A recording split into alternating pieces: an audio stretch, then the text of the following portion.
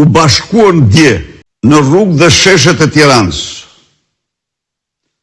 në një kryengritje madhështore për të mbrojtur nderin, dignitetin e çdo shqiptari, për të mbrojtur ëndrrën më të bukur të shqiptarëve, integrimin në Europë, për të mbrojtur të ardhmen e tyre në Shqipëri. Ishte protesta kryengritja paqësore e 8. Me një jehonë të jashtëzakonshme botërore.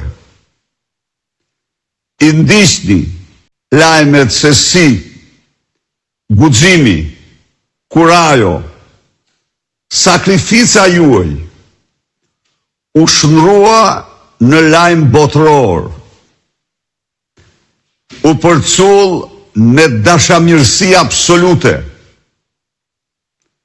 betej si në legjend kundër dyshesh tashmë famzez në mbar botën, Rama Balluku, kundër vjedhjes dhe plaçkitjes qytetarëve shqiptar.